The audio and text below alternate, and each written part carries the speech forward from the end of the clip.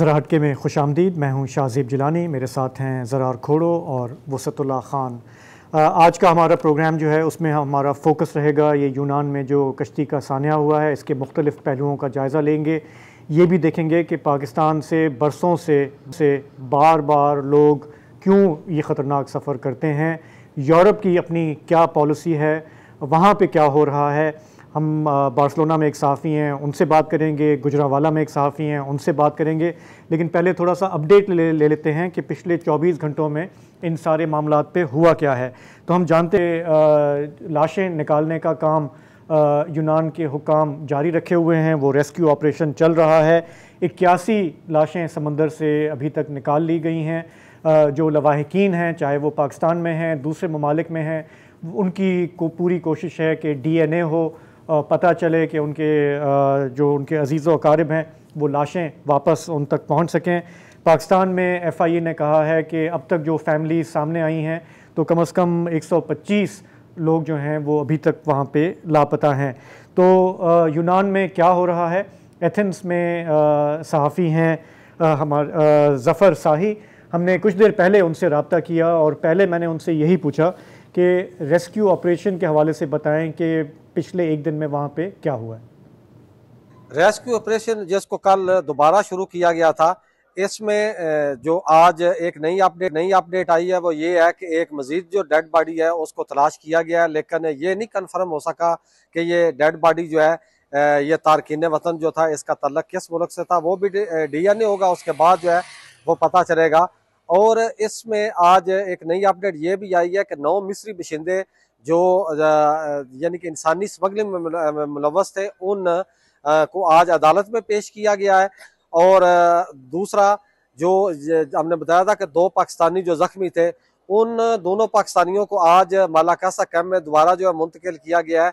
और इसमें एक और अपडेट है कि 5 छोटे बच्चे जिनकी उम्रें 3 से 4 साल के दरमियान थी, ये बच्चे जो है ये हॉस्पिटल में थे, जिंदा थे। अभी इनकी कौमियत का पता नहीं चल सका कि इनका तल्लक किस मुल्क से था। इन बच्चों को आज वहां से हॉस्पिटल से जो है फ्री किया गया है। इनको भी एक मरकज है वहां मुंतकिल जो वो किया गया है। रेस्क्यू ऑपरेशन जो इसमें मजीद तेजी लाई गई है, मजीद जो कारकुनान है वो रेस्क्यू ऑपरेशन में जो शामिल किए गए हैं ताकि मजीद को कामयाबी मिल सके, ताकि इस रेस्क्यू ऑपरेशन को जल्द से जल्द जो मुकम्मल करके जो कोई और मजीद डेड बॉडीज अगर मिल सकती है तो उसको तलाश किया जाए। अब कल भी हमारी ज़फ़र साइद हुई थी और वो इस बात की तस्दीक कर रहे थे, गार्डियन में एक रिपोर्ट आई थी कि ज़्यादातर जो पाकिस्तानी मुसाफिर थे इस किश्ती पर उनको किश्ती के तह के अंदर ना सिर्फ तह के अंदर रखा गया था बल्कि ताला लगा दिया गया था और इसीलिए शायद इतने कम बच पाए हैं। तो कल क्योंकि इंटरनेट कनेक्शन की थोड़ी मुतासिर हो गई थी, ये सवाल नहीं पूछ सका, तो इस बार ये सवाल पूछा है ज़फ़र साहब से कि ऐसा क्यों हुआ, पाकिस्तानियों के साथ ऐसा क्यों सलूक किया गया जा रहा था। सुनिए। इस कश्ती में जो पाकिस्तानी थे उनको उनकी ज्यादा लागतें, जिस तरह पहले भी हमने बताया कि कश्ती का जो निचला हिस्सा है वहां इन पाकिस्तानियों को जो छोटे छोटे कमरे बने हुए थे मछलियां स्टोर करने के लिए, उन कमरों के अंदर इन पाकिस्तानियों को बंद किया गया। और जिस तरह पहले भी हमने बताया कि कुछ पाकिस्तानी इस हादसे से पहले ही दम घुटने और पानी ना मिलने की वजह से इनकी हलाकतें हुई। और इसमें जो मिस्री एजेंट माफिया था उनकी तरफ से इंतहाई जो है वो गैर इंसानी सलूक जो है वो बरता गया, खुसूसन पाकिस्तानियों के साथ, क्योंकि बाकी कुछ लोग जो तो वो बैर थे, लेकिन पाकिस्तानियों को ये जो मिस्री एजेंट माफिया है इन्होंने नीचे उनको बंद किया। हालांकि हर पाकिस्तानी हमारी इतलात के मुताबिक इसने तकरीबन 7 से 8 हज़ार डॉलर जो है वो पे किया था, लेकिन फिर भी इन पाकिस्तानियों के साथ जो है वो नारवा सलूक जो है वो बरता गया और इन पाकिस्तानियों को इन छोटे छोटे कमरों में जो है बंद किया गया और बैर से ये दरवाजे जो है ये लॉक किए गए। और बड़ी तादाद में ये पाकिस्तानी जो है दम घुटने से और पानी ना मिलने की वजह से इन पाकिस्तानियों की हलाकतें जो है वो हुई है। ये थे एथेंस से सहाफ़ी ज़फ़र शाही। तो एक बड़ा सवाल जो हम अक्सर पूछते हैं जब भी ये इस तरह के सानियात होते हैं कि पाकिस्तान में जो नौजवान हैं वो क्यों ये ख़तरनाक सफ़र करते हैं, भूख में उनको चलना पड़ता है, वो पहाड़, रेगिस्तान, दरिया, समंदर क्रॉस करके अपनी जान की बाजी क्यों लगाते हैं। और ख़ास करके ये भी सवाल कि उनकी अक्सरियत जो है वो गुजरांवाला डिवीज़न से क्यों है, वो मीरपुर कश्मीर में मीरपुर से क्यों है। ये इलाके जो हैं वो निस्बतन खुशहाल इलाके समझे जाते हैं पाकिस्तान के, तो यहाँ से ये नौजवान क्यों अपनी जान की बाजी लगाते हैं। हम ये भी जानते हैं कि जो लोग जाते हैं वो कोई बिल्कुल ही बहुत ही गुर्बत में ज़िंदगी गुजार नहीं रहे होते। वो अपना ट्रॉलर ट्रैक्टर बेचते हैं, गाय भैंसें बेचते हैं, ज़मीनें बेचते हैं, 25-30 लाख रुपए का ख़र्चा करते हैं वहाँ जाने के लिए। तो अब हम थोड़ा सा इस पर गुफ्तगू करेंगे, इसको समझने के लिए, इसके माशी और समाजी पहलुओं को। ये विक्टिम ब्लेमिंग का केस नहीं है, लेकिन ये एक ऐसा फिनोमेना है जिसको हमें समझने की ज़रूरत है कि ये क्यों बार बार होता है। हमें ज्वाइन कर रहे हैं इस डिस्कशन में गुजरांवाला से ही शफकत इमरान। आपका बड़ा तजुर्बा रहा है इन केसेस को इन्वेस्टिगेट करने में, आप इस पर रिपोर्टिंग करते रहे हैं, वहाँ के हालात से आप वाकिफ़ हैं। और साथ ही हमें ज्वाइन कर रहे हैं बार्सिलोना स्पेन से हाफिज़ अहमद। आपका भी तजुर्बा है, यूरोप की जो पॉलिसी रही है और वहाँ पे उसके जो तज़ादात हैं या जो मामलात हैं उस पर आपकी नज़र होती है। तो शुरू मैं आपसे करता हूँ शफकत, कि अगर सबसे पहले ये बता दें कि पहले तो अगर हम ये करंट सिचुएशन की बात कर लें कि ये जो इस वक्त जो लवाहिकीन हैं जिनको आपने भी देखा है या इंटरव्यू किया है, जो DNA टेस्टिंग के लिए बेचैन है, FIA से राब्ते में है, उसकी अपडेट क्या है? साहब, ये वाकया इतना इंतहाई अफसोसनाक वाकया है और ये पहला वाकया नहीं है। इस वाकये के बारे में मैं अपडेट भी करूंगा और थोड़ा सा माजी में बहुत कुछ इस हवाले से होता रहा। और जैसे ही कोई कश्ती हादसे का शिकार होती है तो उसके बाद हमारी जो है वो मीडिया की स्क्रीन्स और ये खबरें तो जरूर आती हैं, लेकिन ये जो एजेंट्स हैं, ये जो इंसानी स्मगलर्स हैं, इनके खिलाफ कोई जो है ना वैसी जो कार्रवाई, जो मुसद्दका कार्रवाई है या सजा वाली बात है, वो नहीं सामने आती। जो इस वाक़े के हवाले से जो अपडेट है वो हम अपने नाज़रीन से, आपकी वसात से शेयर कर दें तो ये है कि गुजरांवाला में 85 से ज़्यादा लोग ऐसे हैं जो इस कश्ती हादसे में जो है शिकार है और उनके वर्सा जो है वो बेचैन हैं अपने प्यारों के लिए। गुजरांवाला FIA हुकाम ने गुजरात और गुजरांवाला में एक बहुत बड़ा डेस्क कायम किया है, फ्रंट डेस्क वहाँ पे जो है लेबॉर्ट्री पहुंची है और लोग जो हैं उनके खानदान बाकायदा जो है वो वहाँ पे अपने DNA के लिए पहुंच रहे हैं। तकरीबन 40 के करीब अब तक जो रात गए तक 40 के करीब खानदानों ने अपने DNA टेस्ट के सैंपल्स जो हैं वो जमा करवाए हैं अपने प्यारों के लिए। और जो सूरत हाल ये है कि गुजरात और गुजरांवाला दोनों जगह पर जो है वो मुकदमात धड़ाधड़ दर्ज हो रहे हैं। 18 के करीब मुकदमात दर्ज हो चुके हैं और इन मुकदमात दर्ज होने के बाद ये है कि तकरीबन 8 अफराद को गिरफ्तार किया गया है।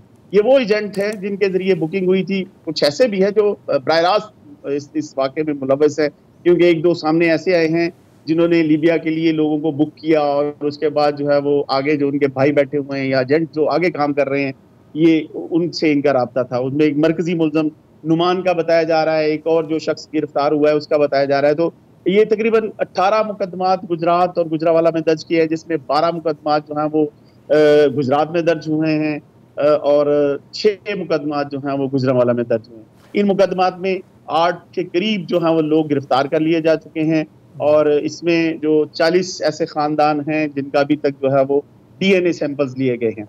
अब बात ये है कि ये मुकदमात भी दर्ज होंगे और धड़ाधड़ कार्रवाइयाँ भी होंगी, लेकिन जिस तरह हमने माजी में देखा है, देखिए मार्च में भी इसी तरह का एक वाकया हुआ, आपके सामने ही है। कश्ती उलट गई, उलटने के बाद जो है वो सारा फिर से मीडिया स्क्रीन जो है वो रेड हुई, उन पर ये बड़ी ब्रेकिंग न्यूज चली, लेकिन हुआ कुछ नहीं। ये 3 महीने बड़ी दुख और तकलीफ की बात ये है कि मैं पिछले 30-32 साल से इन चीज़ों को कवर कर रहे हैं। इंसानी स्मगलिंग के हवाले से हमने बड़ा आगे जाकर काम करने की कोशिश की है, क्योंकि हमारा मंडी बहौलदीन और गुजरात, गुजरांवाला ये एक ऐसे इलाके हैं जहां पर लोग धड़ाधड़ इंसानी स्मगलिंग का शिकार हुए। ये एक अहम सवाल आपने इंट्रो में भी शामिल किया कि ये क्यों, ऐसी वजह क्या है, लोग क्यों। शफकत, एक वक्फा ले लें और उसके बाद मैं यही सवाल सोच रहा था जिसकी तरफ आप मुझे ले आए हैं, मैं आपसे बात करता हूँ। एक वक्फा ले लें।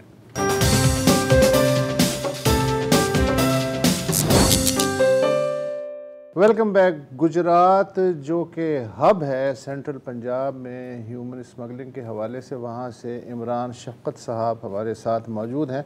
इमरान शफ़क़त, आपने वक्फे से पहले ये बताया कि ये जो पूरा इलाक़ा है मंडी बहाउद्दीन, गुजरात, गुजरांवाला, आज़ाद कश्मीर का, ये एजेंटों के चुंगल में है। बहुत आसान होता है ये कह देना कि ये सारा किया जा रहा तो एजेंटों का है, ये लोगों को वर्गलाते हैं और उन्हें सब्ज़ बाग दिखाते हैं। बल्कि जो मैं रिपोर्टें पढ़ रहा हूँ उसमें भी ये है कि एक बाप ने कहा कि उसने ज़िद की तो मुझे ख़तरा हुआ कि कहीं ये घर से ना भाग जाए, अगर मैंने इसे पैसे नहीं दिए तो इस खौफ से पैसे दे दिए। लेकिन वो घर से नहीं भागा, वो दुनिया से ही भाग गया उनका बेटा। एक और कहानी है मोहम्मद यासिर की, उसने कहा कि जी ख़ानदान की मशावरत से हमने फ़ैसला किया कि ये चाहे तो पिंडी का एक रिक्रूटिंग एजेंट है उससे रब्ता करे और ये यूरोप चला जाए, और उसके अलावा उस एजेंट को कोई नहीं जानता। अच्छा, बात यह है कि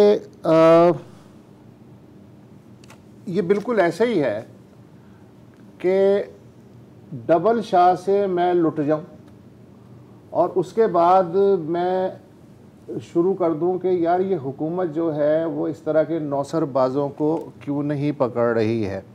और ये बिल्कुल ऐसे ही है कि अगर फ़र्ज़ करें कि ये लोग खुशकिस्मती से इटली में उतर जाते तो किसी को भी ना पता होता सिवाय इनकी फैमिली के कि ये उतर गए। हुकूमत पाकिस्तान के भी किसी इदारे को पता नहीं चलता। अब जबकि ये हादसा हो गया है तो जाहिर है कि एक मजबूरी है रियासत की भी और ख़ानदान की भी कि ये चीज़ें खुल के सामने आएँ।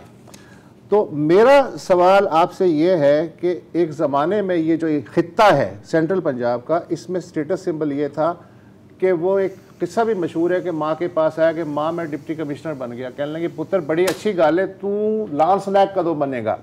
यानी फ़ौज में जाना जो है वो एजाज़ की बात समझा जाता था। लेकिन अब जो मैंने ट्रैवल करके वहाँ देखा है आपके इलाक़ों में, वहाँ ये होता है कि तेरे भाई भतीजे चाचे ताए मायम सारे स्पेन में है, कोई इटली में है, कोई नॉर्वे में है, तू निखट्टू यहाँ बैठा हुआ है, तुझे रिश्ता भी कौन देगा। इस तरह की जो सूरत हाल है उसमें आप उस समाज को किस तरीके से डिस्क्राइब करेंगे, ये जो है हमारा जहाँ आप बैठे हुए हैं। जी शफ़क़त, जिस तरह आप बात कर रहे थे बिल्कुल आपकी बात दुरुस्त है। तो तीन पहलू आपने उजागर किए हैं। पहली बात तो ये कि सारा कसूर जो है वो एजेंट का नहीं है और ये उन फैमिली पे भी डिपेंड्स करता है जो इतनी सारी चीज़ें होने के बावजूद और धड़ाधड़ लाशें आने के बावजूद और इन रास्तों पे कई लोग गए जो जिंदा वापस ना आए बल्कि उनकी लाशें भी वापस ना आई, और बहुत दफ़ा हमने रिपोर्ट भी किया इसके बावजूद वो अपने बच्चों को भिजवाते हैं। बेसिकली आपने कब देखा होगा हमारा गुजरांवाला से ट्रैवल करके गुजरात और इसके सराउंडिंग एरिया खारियां, लाला मूसा, मंडी बहाउद्दीन के कुछ ऐसे इलाके हैं जहाँ पे स्टार्ट पे लोग गए तो उस भीड़ चाल में धड़ाधड़ लोगों ने वही रास्ता अख्तियार किया और जो एजेंटी का काम नहीं भी करते थे उन्होंने भी इस तरह का काम में आकर लोगों को जो है ना इस तरफ लेके आए कि ठीक है जी फलां का बेटा चला गया और उसको उससे हमने भी जाना है। आपकी बात बिल्कुल दुरुस्त है। हमने इस तरह की फैमिली, कल भी मैं एक रिपोर्ट कर रहा था तो आप यहाँ शेयर कर दूं मैं, एक बच्चा उनका 2017 में इसी रास्ते पे जाते हुए वो गैर कानूनी तौर पर सरहद पार करने के दौरान मारा गया, लेकिन वो एजेंट पकड़ा जाता है, रेड बुक का इश्तिहारी था। और उसके बाद हुआ क्या, सजा तो उसे ना मिली, लेकिन जो बाप ने उसके साथ डीलिंग की और आउट ऑफ कोर्ट सेटलमेंट जो हुई उसमें उसने यही शर्त रखी कि तुम मेरे दूसरे बच्चे को भिजवा दो और वो जर्मनी चला गया।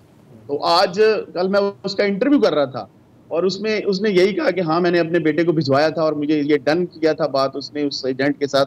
तो ये एक ऐसा वो क्राइम ऐसा शुरू हो चुका है कि जिसको रोकने के लिए बहुत सारी कोशिशें की गई। जो बॉर्डर एरियाज हैं वहाँ पे पाबंदियां लगाई गई। हमने 2007 में यहाँ पर मुझे याद है कि हुसैन असगर साहब थे यहाँ पे और उन्होंने बहुत काम किया इस हवाले से, इंसानी स्मगलिंग को रोकने के लिए, इन रास्तों को रोकने के लिए। उन्होंने यहाँ तक के खुद जाकर हमारे साथ जो है ना उन चीज़ों को देखा। लेकिन ये बात हकीकत है कि लोग देखा देखी ये चीज़ें नहीं छोड़ रहे। हमने बहुत अवेयरनेस की कोशिश की कि इस पे डॉक्यूमेंट्रीज बनाई, इस पे लोगों को बताया कि यार ये गलत है, आप अपने बच्चों को क्यों भिजवाते हैं। लेकिन बात ये है कि एक इलाके में अगर किसी का बच्चा पहुंच गया और उसके बाद उसने जाके वो सेटल हो गया, उसकी वो लक है, वो पहुंचने के बाद उसने अपना घर बार अच्छा बना लिया, आपने जो देखा कि वो बहुत बड़ी लेविश कोठियां बन गई, उसके बाद उसी इलाके में फलां का बच्चा तो पहुंच ही गया, तो आप भी खुद भी ट्राई करें। और देखते ही देखते ये एक बहुत बड़ा एरिया जो है वो इसकी लपेट में है। और जब मेरा बेटा मर जाता है और मुझे पता होता है कि किस एजेंट ने उसे भिजवाया था, किन हालात में, कितने पैसे लेके, उसके बावजूद मैं गवाही देने कोर्ट में नहीं आता हूं, मैं खामोश हो जाता हूं। एग्जैक्टली आप दुरुस्त कह रहे हैं। मैंने इस पे बहुत ज्यादा देखें जो इसकी जो रेशियो है सजा की, वो यही वजह है। देखिए इसमें सेक्शन 17(22) जो है वो बड़ा सख्त सेक्शन है और उसमें 14 साल की सजा है। लेकिन मैं आपसे ये बात आप बिल्कुल दुरुस्त कर रहे हैं कि ये आउट ऑफ कोर्ट सेटलमेंट और गवाह मुनहरिफ अदालत में कोई गवाह नहीं आएगा, मदई बयान नहीं देगा, वो जिमनी में लिखा नहीं जाएगा, वो उसके बाद फिर कैसे सजा होगी। कई कश्तियां इसी तरह उलटती हैं, हमने पिछली दफा भी देखा, इस तरह के बड़े हादसा होते हैं, लेकिन उस पे सजा किसी को नहीं होती। अभी भी एजेंट गिरफ्तार हो रहे हैं। अब देखिए मैं आज हम एक मंडी बहौलदीन का एक इलाका है उसको विजिट करने गए थे, वहां पे एजेंट जिसका नाम रेड बुक में है उसको पुलिस पकड़ने नहीं सकी। वो इश्तिहारी है, रेड बुक का इश्तिहारी, हम उसका इंटरव्यू करने गए हुए थे और उससे हमने बात की, भाई तुम तो 2017 में तुम रेड बुक के इश्तिहारी थे, फिर तुम्हारा नाम जो है वो इसी FIA की, उसका नाम साजिद है, और हमने उसे आज बाकायदा इंटरव्यू किया, वो अपनी बात बता रहा था कि कैसे कैसे सेटलमेंट हुई, क्या हुआ। ये बेसिकली ये वजह यही है सजा ना होने की। प्रोसिक्यूशन जो है वो इस हवाले से यही जवाब बनाती है कि भाई गवाह नहीं है। और थोड़ा सा जो मेरी नाकस इल्म के मुताबिक ये है कि FIA के कवानीन में भी तब्दीली लानी चाहिए। इस पे कोई ऐसी सजाएं सख्त होनी चाहिए, बेल जो है वो कम अज कम नहीं इनकी होनी चाहिए। कम अज कम ये नहीं होना चाहिए कि आपकी इधर गिरफ्तार होते हैं, उधर दूसरी तरफ वो बंदा छूट जाता है। हमने कई अक्सर देखे हैं। आज जिस बंदे के तरफ जैसे हम पहुंचे हैं, इसी डॉक्यूमेंट्री के सिलसिले में पहुंचे थे कि यार कम अज कम ये चीजें दिखाएं कि FIA जब पड़ती है तो तब जरूर काम करना शुरू कर देती है, पर्चे भी दर्ज करेगी, एजेंट्स को भी गिरफ्तार करेगी, लेकिन मसला ये है कि उस हवाले से कोई ये नहीं होता कि उसको सजा दिलवाए, उसका ट्रायल करवाए। बिल्कुल ऐसा ही है। हाँ इमरान शफकत, एक ब्रेक लेना है, उसके बाद आपके साथ मजीद गुफ्तगू जारी रहेगी।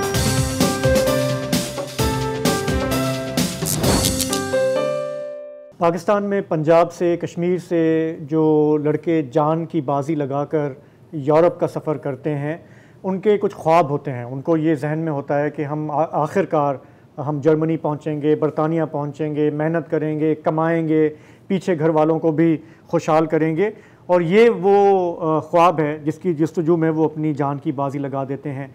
लेकिन यूरोप में होता क्या है? जब वो इटली पहुंचते हैं, स्पेन पहुंचते हैं या यूनान पहुंचते हैं तो क्या होता है? बार्सिलोना में सहाफ़ी हाफिज़ अहमद हमारे साथ हैं। हाफिज़, आपने इस पूरे जो ट्रेंड है इसको काफ़ी स्टडी किया है कई सालों से, ज़रा बताएं कि इसमें जो एक्सप्लॉयटेशन का एलिमेंट है, हमने अभी भी देखा इस साने में भी कि काफ़ी सारे टीनेजर्स थे, इसमें अब ख़वातीन भी हैं। आपका मुशाहिदा क्या है कि उनके साथ वहाँ पे होता क्या है? जब वो उतरते हैं तो क्या फ़ौरन उन्हें जन्नत मिल जाती है, खुशहाल हो जाते हैं? क्या जी, इटली स्पेन में होता क्या है उनके साथ? बहुत शुक्रिया आप साहिबान का, आपने प्रोग्राम में शामिल किया है। बुनियादी तौर पर ख़ास तौर पर पाकिस्तानी महाजरीन के तनाजुर में बात करें तो वो आसान मंजिल उनको लगता है यूरोप में पहुंचने के लिए, वो यूनान है या इटली है। ये दो ऐसे ममालिक हैं जिनमें वो आ सकते हैं, या सेंट्रल मेडिटेरेनियन रूट से यानी लीबिया से या ट्यूनिस से वो इंटर हो सकते हैं यूनान में, इटली में, या वो ईस्टर्न जो मेडिटेरेनियन रूट है जैसे टर्की से वो आ सकते हैं यूनान में। तो यहाँ तक तो वो तरकीबी किसी ना किसी तरह आ जाते हैं, तुर्की में भी, और लीबिया तक भी पहुँच जाते हैं किसी न किसी तरह। यहाँ से फिर जो सफ़र है वो समंदरी है। जब ये वाला सफ़र वो तय कर लेते हैं, एक्सप्लॉयटेशन तो उनकी यहाँ पहुँचते ही शुरू हो जाती है। तुर्की या लीबिया में भी उनकी अपनी मुश्किलात हैं, अलग दास्तान है। जब वो पहुँच जाते हैं तो ख़ास तौर पर यूनान की तो अभी जो पॉलिसी है उनका ये ख्याल है कि 5 ऐसे ममालिक जो यूरो और यूरोपीय यूनियन की और टर्की की डील हुई थी 2016 में, उसको वो थोड़ा अपडेट करते रहते हैं। तो उनका ये ख्याल है कि पाकिस्तान, अफ़गानिस्तान, सोमालिया और 1-2 और मुस्लिम ममालिक हैं, इनके लिए तुर्की में ही रहना बेहतर है, क्योंकि तुर्की को 6 बिलियन यूरोज़ यूरोपीय यूनियन ने दिए हैं, कि वो यूनान में आने वाले तारकीन वतन को यूनान में रोके। तो पाकिस्तानी उन 5 ममालिक की फहरिस्त में शामिल हैं, और यही वजह है कि पाकिस्तानियों ने अब तुर्की से यूनान वाला रूट जो है उसको कैंसिल करके जो लीबिया से इटली आने वाला रूट है उसको लिया हुआ है, क्योंकि बहुत सारे केसेस में उन्हें तुर्की में ही रुकना पड़ता है। और दूसरा, यूनान ने जब ये कहा है कि पाकिस्तान के लिए उनका मुल्क महफूज है, नहीं तो वो तुर्की में रुकें, तो तुर्की उन्हें टेक केयर करेगा। उसको 6 बिलियन यूरोस तुर्की को दिए गए हैं अपने मुल्क में रिफ्यूजीज़ को केयर करने के लिए। तो पाकिस्तानी क्योंकि यूरोप आना चाहते हैं और इस केस में तुर्की से आते हुए उनकी यूनान में असाइलम या कोई दूसरी दरख्वास्तें वो भी कैंसिल होने के चांसेस हैं। तो समहाउ वो पहुंच जाएं तो वो असाइलम अप्लाई नहीं करते, उनकी डेस्टिनेशन बहुत सारे केसेस में तुर्की या इटली नहीं होती, उन्होंने जर्मनी पहुंचना होता है, फ्रांस पहुंचना होता है, या किसी और तरक्की याफ्ता मुल्क जाना होता है। नहीं हाफिज साहब, ये तो हमें पता है कि ये तो जाहिर है कि गेटवेज वहां जाके यूनान क्या होता है, गेटवेज हैं। लोग जाते हैं इस सोच में कि वहां पर जाकर हमारी एकदम जिंदगी तब्दील हो जाएगी, जैसे हम बात की। हम आपसे पूछना चाह रहे हैं कि शायद एक वक्त था जब ये बात सच थी, आज की रियलिटी क्या है? आज की रियलिटी क्या है? की रियलिटी यही है कि एक तो उन्हें अपना लैंग्वेज बैरियर, फिर बहुत सारे ऐसे लोग आते हैं जिनकी तालीम नहीं है, कोई स्किल नहीं है, और फिर उनका कोई तजुर्बा भी नहीं है कि अगर इस सोसाइटी में आके उन्होंने फेस कैसे करना है, जो सोसाइटी का अपना प्रेशर, जो कल्चरल उनको एक अलग से एक दबाव है उन पे। फिर वो अपने हमवतनों को देखते हैं जो वहाँ पे उनकी मदद कर सकते हैं, उसमें हमवतनों को हम थोड़ा और रेंज बढ़ा लेते हैं, उसमें भारतीय भी शामिल हो जाते हैं क्योंकि लैंग्वेज बैरियर नहीं है, बांग्लादेशी भी शामिल हो जाते हैं। तो फिर एक इस्तेसाल वो एजेंटों के हाथ से करवा के आ रहे होते हैं, अपना पैसे भी दे चुके होते हैं। फिर जिन ममालिक में ये मेज़बान मुल्कों में पहुँचते हैं, यहाँ उनका जिनसी इस्तेसाल भी होता है, मुआशी इस्तेसाल भी होता है। एक छत के लिए सिर्फ अभी जैसे यूनान में ये वाक़या तो अब हुआ है, इससे पहले बहुत सारे ऐसे अनअकम्पनीड माइनर्स हैं पाकिस्तानीज़ जो 12 से 17 साल की उम्रों के हैं, वो सिर्फ रात सोने के लिए उनके पास जगह नहीं है, तो वो एक हमारे पड़ोसी कम्युनिटी है उनके लड़कों के साथ रहते हैं, और वो जिनसी तौर पर भी उनका इस्तेसाल करते हैं, और छोटी मोटी जो बुराइयां हैं उनमें भी उनको शामिल करते हैं। पाकिस्तानी ख़वातीन की बड़ी तादाद यूनान में मौजूद है जो इसी तरह 7-8 साल से वहाँ पर वो स्टक हुई हैं। बच्चे उनके छोटे छोटे पाकिस्तान में हैं, पता नहीं वो क्या ऐसा ख्वाब था जिसको वो लेके आई हैं, लेकिन अभी तक वो वहाँ से न यूनान से किसी दूसरे मुल्क जा सकी हैं, क्योंकि डबलिन लॉ के मुताबिक जो बाशिंदा, जो तारके वतन, जो रेफ्यूजी जिस मुल्क में एंट्री देता है, अब उसको उसी मुल्क में असाइलम अप्लाई करना है या उसी मुल्क में अपने लिए सर्वाइवल ढूंढना है। अच्छा हाफिज साहब, जब अगर फर्ज करें बंदा पहुंच गया जर्मनी या फ्रांस या यूके, अच्छा वहां पर भी किस किस्म की जिंदगी गुजरने वाली है? क्योंकि जिस तरह आप बोल रहे हैं आपके पास डॉक्यूमेंटेशन तो है नहीं, अगर पुलिस ने आपको रोक लिया, आपके पास वीजा नहीं है दिखाने के लिए, तो मतलब कि जो फिर वो कहते हैं ना कि एक वर्चुअल स्लेवरी का इंतजाम बन जाता है ना कि अगर मैं मतलब हूँ वहां पर, मेरे पास एक छोटी मोटी बिजनेस है, मैं उसे कहूंगा कि यार जो मैं एक जहाँ पे डॉक्यूमेंटेड को दे रहा हूँ उसका मैं तुम्हें 10% दे रहा हूँ, और वो भी मैं वक्त में नहीं दे रहा, और अगर तुमने कुछ बोला तो मैं जाके पुलिस को बता दूंगा, कुछ ऐसा है? अरे इन तीनों ममालिक की जिनका आपने जिक्र किया सूरत हाल मुख्तलिफ है। जर्मनी में तो किसी भी वक्त आपको जब पेपर्स चेक हो जाएंगे तो वो सबसे बड़ा ऑफेंस है, आपको उसी वक्त वो पकड़ लेंगे। पिछले साल जर्मनी ने बहुत सारे लोग डिपोर्ट भी किए हैं। जो बचने की सूरत हाल है वो इन 3 ममालिक में है, जैसे पुर्तगाल है, वहाँ पे पाकिस्तानी बरादरी है, या स्पेन है। इनके कवानीन भी थोड़े सख्त हैं, वो डिलिबरेटली माफ़ी चाहता हूँ, नर्म है। वो यूरोपीय यूनियन की अपनी पॉलिसी है कि इन ममालिक को वो फंड फिर इस वजह से देते हैं, जैसे तुर्की को उन्होंने 6 बिलियन दिए कि वो वहाँ रोके। इन ममालिक को फंड इसलिए करते हैं कि ये कैंप्स में रखे, रिफ्यूजी कैंप्स बनाएं, या कोई इमिग्रेशन की एक पॉलिसी है स्पेन में, वो 3 साल आप लीगल हैं इलीगल हैं डिपोर्ट कम ही करते हैं। यहाँ पर आप स्पेन में किसी तरह आपने गुजार लिए हैं, आप क्वालिफाई कर जाते हैं, उस कॉन्ट्रैक्ट का नाम है अराइगो सोशल। तो आपने काम का कॉन्ट्रैक्ट ढूंढना होता है और उसके बाद आपको पेपर्स मिल सकते हैं। तो ये स्पेन की पॉलिसी है, यूरोपीय यूनियन इसको जानता है। अब एक बंदे के पास 3 साल यहाँ पेपर्स नहीं है, रियासत की तरफ से उसको सेहत की सहूलियात भी हैं, वो ज़बान सीखना चाहता है तो वो भी मुफ्त है, और अगर उसका असाइलम का केस है तो उसको बहुत थोड़े से पैसे जैसे 50 से 70 यूरो माहाना मिल भी सकते हैं। लेकिन अमूमन लोग यहाँ आके असाइलम स्पेन में या यूनान में अप्लाई नहीं करते। उसका उनको एक नेगेटिव एडवांटेज होता है, अगर वो असाइलम अप्लाई ना करें तो वो चोरी छुपे अपने हमवतनों से इस्तेसाल करवाते रहते हैं और काम करते रहते हैं। ठीक है। अच्छा शफकत साहब, मैं आपके जाने पाना चाह रहा हूँ, अगर आज फर्ज करें आप एकदम तय कर लिया कि यार मैंने भी यूरोप जाना है, कितना आसान है तो मतलब क्या करना होता है? मैं थोड़ा सा प्रोसीजर समझना चाह रहा हूँ। आप अभी गुजरांवाला में बैठे हुए हैं, अगर आज आप निकले एजेंट की तलाश में तो क्या आसानी से मिल जाएगा? कहाँ मिलेगा वो आपको? मैंने इत्तेफाक से इस पर जो है ना एक डॉक्यूमेंट्री की थी, और तब मैं किसी और ऑर्गेनाइजेशन में काम कर रहा था, और हमने हिडन कैमरों पे इस पे काम किया था, और बड़ा आसान है। हम लोग बाकायदा जो है वो एजेंट से मिले, हमने पैसे दिए, 4 लाख रुपए यहाँ पे दिया, फिर आगे जो तय हुआ था बड़ा ही ईजी है। और हमें जो है वो बताया जाएगा कि आपको कुछ रास्ता जो है वो हम बाय एयर लेके जाएंगे, कुछ रास्ता जो है वो हम आपको समंदर के रास्तों से लेके जाएंगे, तो आप रेडी हैं, पहले वो बताते ही हैं। तो कुछ नहीं, सारे जाते हैं, बस ये है कि जिंदगी मौत तो अल्लाह ताला के हाथ में है, और रिस्क तो कहीं आपको ट्रैफिक हादसे में भी मौत आ सकती है, और बड़ा ही इजी है। और मैं आपको बता दूं कि यहाँ पे ऐसे लोग बहुत सारे मौजूद हैं जिनसे आज हमने टेलीफोनिक गुफ्तगू करना शुरू की। जैसे ही FIA में नाम आए तो हमने बहुत सारे एजेंट्स को ढूंढा और बहुत बात की कि भाई क्या है, किधर हो। सारे के सारे बड़े इजीली, यार ये तो होता है, बस ये अब तो डन पे बात हो रही है, फलां का 22 लाख है, फलां का 26 लाख है, फलां का 30 लाख है। मैंने कहा यार इतनी सारी चीजें सामने होने के बावजूद अगर आप ऐसी बात कर रहे हैं, तो जो आपका सवाल था कि बहुत ही इजी है, मैं आपको बता दूं, ये कोई ऐसे ही इससे कुछ भी नहीं करना पड़ेगा, इतनी सख्ती कोई नहीं है यहाँ पर। ये चंद दिनों की बात है, ये आप प्रोग्राम कर रहे हैं, इसके बाद जो है वो ये खबरें भी हट जानी हैं, जो गवर्नमेंट का भी इससे ध्यान हट जाएगा। और एक बात यहाँ पे आपसे मैं शेयर करता जाऊं, कुछ FIA के लोग भी इसमें इन्वॉल्व हैं। हाजी में याद होगा, और उसमें बहुत सारे लोग जो हैं वो उन्हें डिसमिस फ्रॉम सर्विस भी किया गया, निकाला भी गया, लेकिन वो एजेंटी का काम करते रहे। अब FIA office, cyber crime office में अगर आप कभी आप विजिट करें तो वहाँ पे जो लोग वहाँ के एम्प्लॉय हैं, उससे ज्यादा आपको वहाँ के जो एजेंट टाइप लोग होते हैं, या वहाँ के एक और लफ्ज है कि वहाँ के जो लोग सौदेबाजी कराने वाले लोग होते हैं, तो वो आपको बहुत ज्यादा मिलेंगे। और FIA के कुछ ऐसे लोग भी जिनको मैं जानता हूँ, माजी में वो बॉर्डर पार कराने के हवाले से बड़े मशहूर थे, और उनको बाद में पकड़ा भी गया, और लेकिन वो अपनी हरकतों से बाज नहीं आए। उन्होंने अपनी एक इसी तरह की कंपनी खोल ली और उसके जरिए ये काम कर रहे हैं। और ये आपका जो सवाल है कि ये इजी है कि नहीं, बिल्कुल इजी है। बस अपनी जान का खतरा आपने मोल लेना है। और वो जान तो आपको पता है ट्रैफिक के सड़क पार करते हुए भी जा सकती है। साथ रहिएगा आप दोनों, अभी बात करनी है आपसे, वक्फा ले लें।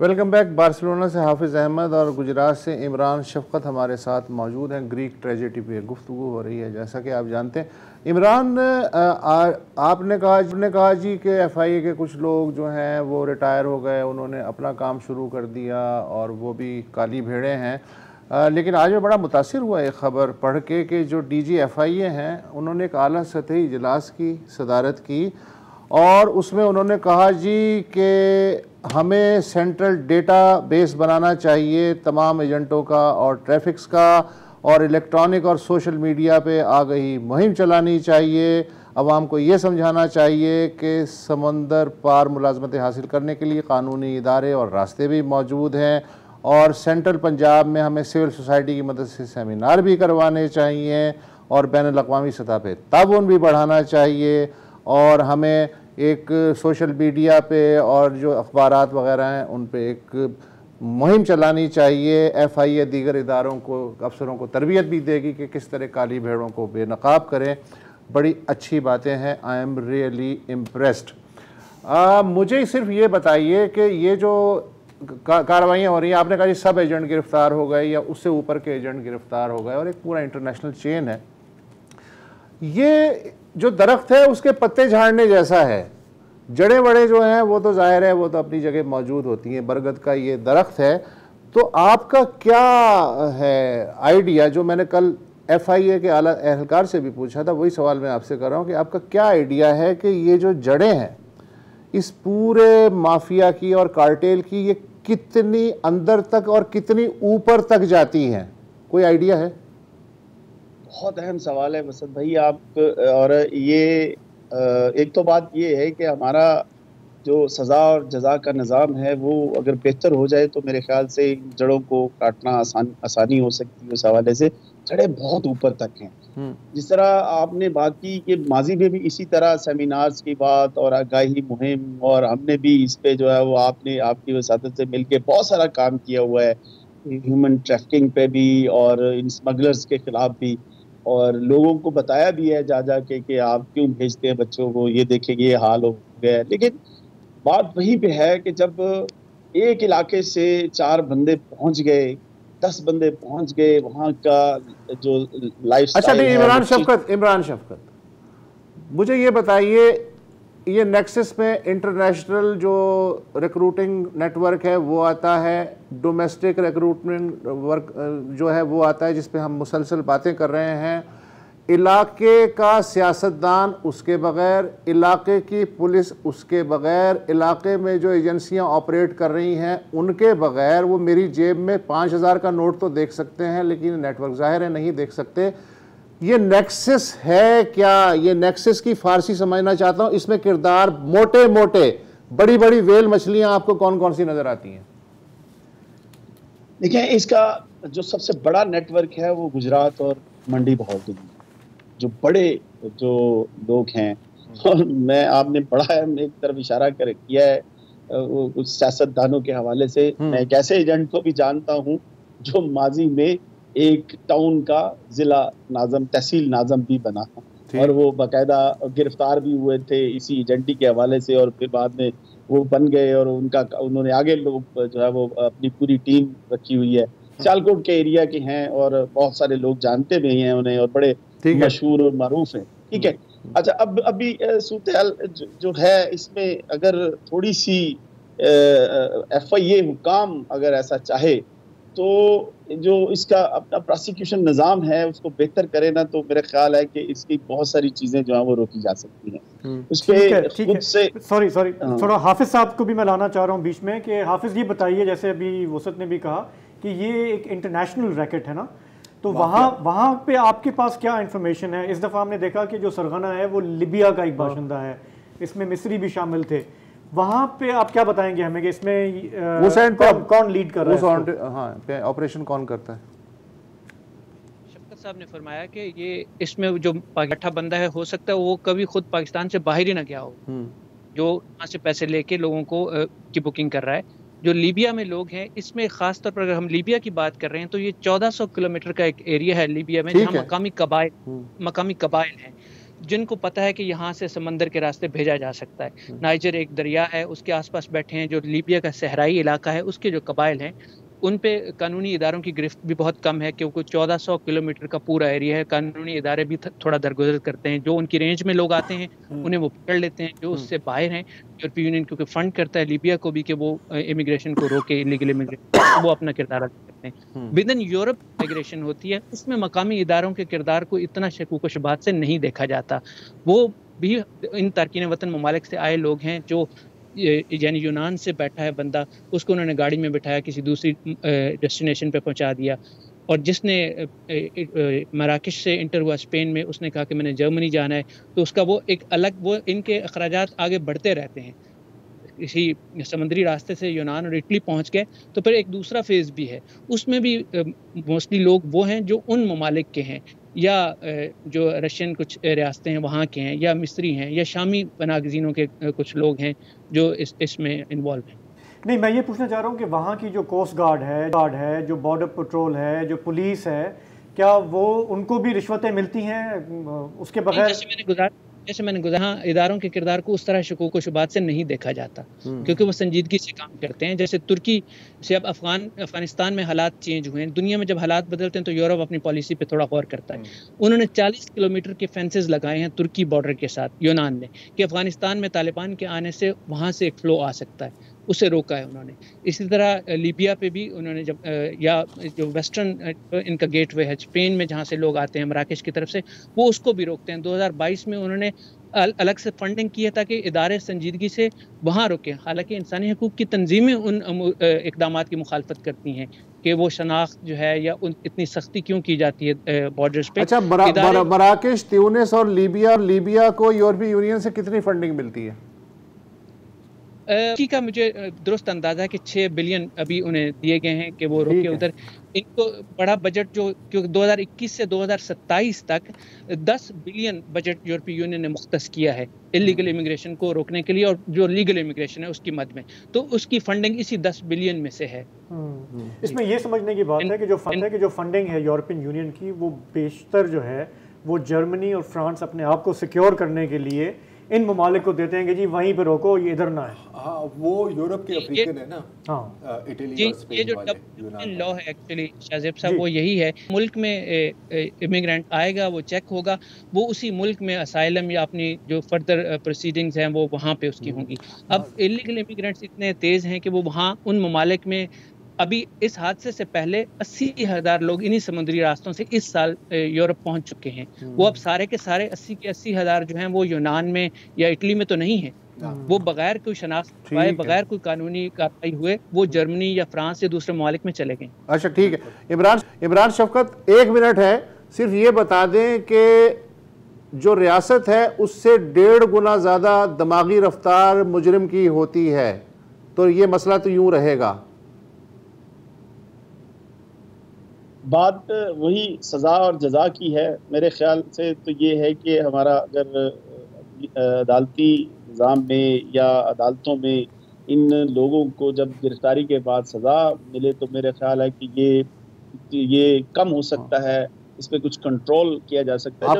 आपके ख्याल में ये मुमकिन है जो मौजूदा हालात हैं, मौजूदा सूरत हाल है उसमें, हाँ या ना? नहीं, मेरे ख्याल से जब आप एक मदई ही गवाही देने नहीं आएगा, गवाह ही नहीं होंगे तो फिर कैसे इसमें सजा हो सके। शफकत इमरान और हाफिज अहमद साहब, आप दोनों का बहुत बहुत शुक्रिया गुफ्तगू में हमारा साथ दिया। तो भाई इसमें मेरा ख्याल है कोई पॉजिटिव एलिमेंट नहीं निकलेगा, आप कितनी भी कोशिश कर लें, नहीं हो ही नहीं सकता। ये होना ऐसे ही है, ये ऐसे ही चल यार, रहा है। बिलियंस ऑफ डॉलर की इंडस्ट्री है और आप पॉजिटिव नोट निकालने के चक्कर में आप कितनों की रोजी पे रात मारना चाहते हैं। सिर्फ एक ही कहानी आप याद रख रहे हैं, अभी शफकत साहब बता रहे थे, बेटा आपका एक मर गया, आपने कहा कि कोई बात नहीं, मेरे दूसरे बेटे को भेज दो, सारे गुनाह। तो पर यहाँ पे बात खत्म हो गई। हाँ, ये रियासत की नाकामी है और ये इंडिविजुअल की नाकामी है, and it's height of desperation. ये है क्या पॉजिटिव बात पे हम ये प्रोग्राम खत्म कर रहे हैं। वाह वाह। फिलहाल इजाज़त दीजिए, खुदा हाफिज़।